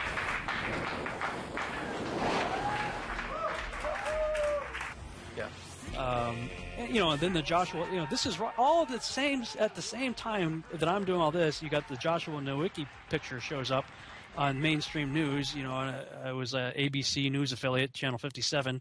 This weatherman tap dancing to try to say this is a mirage. Oh, the Chicago skyline, yeah. Yeah, 60 miles away. Here's the Chicago skyline, and if you listen to the guy, I'm not convinced he believes what he's saying. From the Lake Michigan shore, we talked about this last night. Conditions are right on the lake that we're actually seeing a mirage of the Chicago skyline. Warning, bullshit alert. Very interesting here. Here's what's happening. This is a good example of a superior mirage. So Joshua was on the Lake Michigan shore. He was looking towards the west, and Chicago's beyond the horizon. Should not be able to see it. However, with the right conditions, we have an inversion. We have cold air near the cold lake water and some relatively warmer air above it. This will bend the image of that skyline back towards the viewer. And so typically we would not be able to see this. This image would be viewable from much, much higher in the sky, up in space. Yeah, but it probably didn't make sense to him, though, either. Because, why can we see the skyline? Why can we see the skyline? He didn't know. Yeah. So he goes to this tap dance on Mirage. Well, meanwhile, I go to San Diego, and because I was asked to be a speaker at a conference there, and of course, this is the first time I'm on an airplane having with this mindset.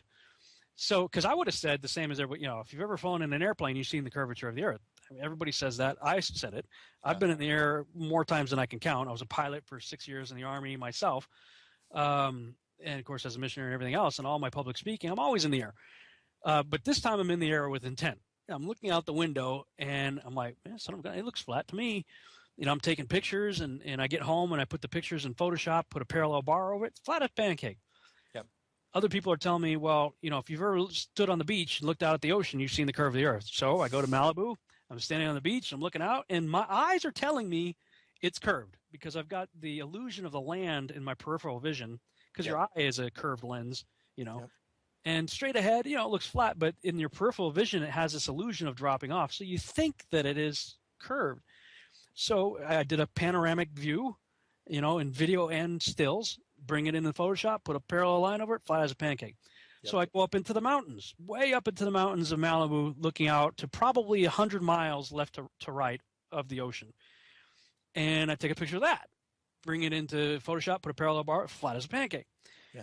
So then I meet a guy who's helping me with the television series I'm working on, Seed. He's one of my writers.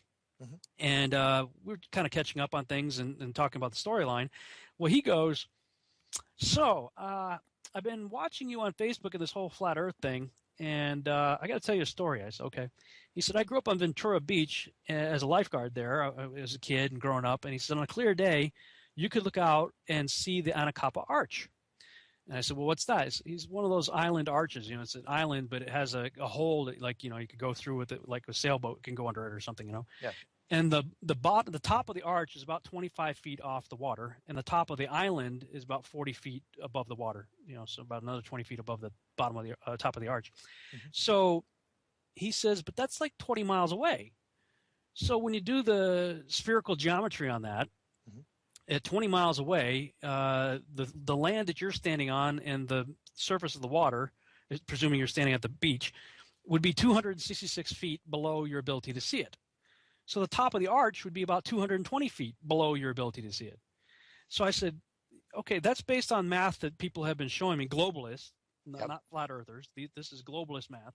Yeah. I said, do you know any? I'm not mathematically inclined, so do you know anybody, or can you confirm this math? He goes, a good friend of mine is a math professor at the college over here at the university. I said, okay, great. I'll tell you what, run it by him as a word problem. Tell me what he says. He said, okay, this should be fun. So he goes to the guy. He says, we're supposedly on a globe that's 25,000 miles in circumference, right? Yeah. Okay, so if I wanted to know how far below the curvature an object should be that's 40 feet high and about 20 miles away, what would the math be? And, how far below the curvature should it be? So the guy does the math on the board and comes up with about 200 to 220 feet below the curvature would be the top of a 40-foot object. Mm-hmm. And so he says, okay, so by your math, you're telling me that should be over 200 feet below my ability to see it. I should not be able to see that. He goes, yep, absolutely. He says, well, the problem is we've all seen it. And the math professor says, what are you talking about? He goes, the Anacapa Arch. And all of a sudden, the guy's doing the Flintstone sound effect there. You know, as the gerbil jumps off the wheel in his head. I have that sound effect. It just doesn't work tonight. You can work on that one in the background there. So this math professor turns around, looks at his blackboard at the formula that he just put up there himself in his own handwriting, and he goes, huh, right, we should not be able to see that. You know? And so as I start putting this stuff out there, my friend Rick Hummer, he lives not too far away from where Joshua Nowicki took the picture. Uh-huh. So he calls me up because, you know what, dude, you know, I've been hearing what you're saying. He says, we've all seen Chicago from here. You could talk to anybody around here. We've all seen it. Yeah. You know, and it's not wavy. It's not inverted. It's not distorted like you would expect for a mirage. Yeah. So these are the things that really got me hooked, because this doesn't require NASA, the government, or the military. This is stuff that I can go out and do myself. Yeah. You know, and when you do terrestrial-based observation, like Samuel Robertson did with his book Zetetic Astronomy, it's like 300 pages of terrestrial-based observation. Mm-hmm. It's not showing up as a ball. Yeah. And, you know, that's basically Testing the Globe is my personal journey, one man's quest for truth. That's me trying to figure this stuff out. And as I'm doing it, I'm documenting it. And that's the one man quest for truth side of it. That's the first link in the main menu. The second one is gearing up for Apollo. And what I started to do with that is after I did the Bible and the Still Flat Earth portion of it, Mm-hmm. and I never finished this in our prior talk earlier in this show, talking about the stars falling to Earth. Yeah. When I started looking into, okay, where's the disconnect here? What's the Bible really saying? And I realized that the Bible refers to angels as stars, repeatedly, in fact. And the book of Enoch tells you point blank, there's a class of luminaries that are angels, sentient beings called the luminaries that are stars. And there's an angelic police officer, basically, named Raguel, and his job is to make sure that those angels stand in formation and march in the pattern that God told them to march in, essentially for 6 God days. A day with the Lord is 1,000 years, 1,000 years is a day, 6,000 years. Mm-hmm. They're basically commanded to march in formation in a very specific pattern, and if they don't, there's a terrible, horrible place of punishment awaiting them. So as I'm reading all that, and I'm looking and saying, well, biblically and extra-biblically speaking, at least in the Hebrew cosmology, the stars are angels. And if you take the Bible from that perspective, then all those scriptures talking about the dragon's tail is going to scoop a third of the stars and throw them down the earth. Well, we know 1/3 followed Lucifer, so there you got 1/3 of those angels going with him. And then basically when Jesus decides to rip the sky open, he's bringing the rest of them with him, you know, for the big showdown at the end, you know. So things start making a whole lot more sense, you know, biblically, cosmologically speaking, if I take it literally in that regard. So then I started thinking, okay, I've got to put together a timeline. Like, where did all this start to go off? And, you know, everybody talked about Pythagoras and Eratosthenes, you know, as the early guys. And then, of course, you get to Copernicus and Galileo and eventually Newton. And, you know, the rest is history, as they say. So that's the gearing up for Apollo thing, is I'm starting to go back to who these other guys – and Eratosthenes just really, just to be frank, pissed me off. Because – here's this guy, he's looking at, you know, something in a well, and then he looks at an obelisk, and the shadow is like straight down. And then he knew at the same time of the day, like 80 or 100 or 200 miles or whatever it was away, there's another obelisk that has a long shadow. Mm-hmm. And I got a clip of Carl Sagan in his usual pompous way describing it and saying the only way this is possible, you know, is if we're on a globe, if we're on a ball. Yeah. And I'm screaming at the screen, going, "That's not the only way it's possible," because if we're on a ball with a light source that's stationary, direct away from you, and it's pointing directly at one part of the ball, and so the shadow's straight down. Sure, on the curve, the other shadow is going to have a long shadow, but in the biblical flat Earth model, you're on a flat plane with 2 obelisks, and you've got a much smaller, much closer sun that's moving. Yeah. So if that much closer and smaller sun is over one obelisk, yeah, the shadow's going to be straight down, and it's going to cast a long shadow for the other one. So the stick in the ground experiment is totally useless. Yeah. It doesn't prove anything. You know, and you look at these other guys, they're Apollo sun god worshippers and, you know, all that. But they're coming up with things that they had no way to prove. Yeah. Sure, if you put two sticks in the ground on a ball and you continue the line down to the center, you can come up with a mathematical theorem that would explain that. And, you know, he came up with, based on those distances, the globe that he assumed would be 25,000 miles in circumference. Well, I mean, that's the same argument. One of the globalist arguments is, well, you can draw a 90-degree triangle on a ball, so that proves that we're on a globe. No, it doesn't. It proves you can draw a triangle on a ball. It doesn't prove anything. You know, so congratulations, Eratosthenes. You can prove that, you know, assuming you're on a ball, you put a stick on one end and the other, and you draw a line in the center, you can figure out the circumference. Congratulations. Yay. You didn't prove anything on the Earth. You know, and there's no way you could have, because, you know, this is, you know, 200 or whatever BC, and we didn't even achieve, you know, reasonable altitudes until the 20th century. Yep. So, and then, you know, by the time you get to as the timeline advances through the 1800s, you get Charles Lyell looking at a bunch of lines in the rock strata and saying, you know, I think that represents millions of years. No proof, no evidence, nothing whatsoever, just a pure assumption. And Darwin says, hey, I think that's a cool idea because I believe we came from monkeys. Oh, awesome, dude. They shake hands and partner up with Huxley. And, you know, now everybody thinks, wow, they get this perfect circular reasoning going on where they could say, well, that fossil's from the Jurassic period. Well, how do you know? Well, because we found it in the Jurassic layer of rock. Well, how do you know that's the Jurassic layer of rock? Well, because we found Jurassic fossils there. It's like classic circular reasoning. Yep. But Charles Lyell basically threw out the biblical chronology and cast the age of the earth in question. And Darwin threw out the made in the image and likeness of God. So now, you know, he's thrown that out. So basically there's this massive assault to discredit God and the creation account, basically to demolish the book of Genesis, which is the foundation upon which everything else is resting. Yeah, so if you get rid of Genesis, then the whole thing crumbles. So now I'm saying, okay, here's a motive, because people are like, well, what would be the motive of NASA and the government and whatever to lie to us? I'm like, well, you got to think a little bit larger than just NASA and the government. Most of these guys are Luciferians, you know. They're in secret societies. They're doing all these practices, things that revolve around the worship of Lucifer or various demonic entities, Baphomet and whatnot. So the larger question is, we need to examine the ancient motive. And that's when I go all the way back to Tower of Babel. You've got a great video on that on one of your testing, one of your Flat Earth clues. Yep. That was brilliant. And, you know, I piggyback on that because my research in Babylon Rising was all about that time frame.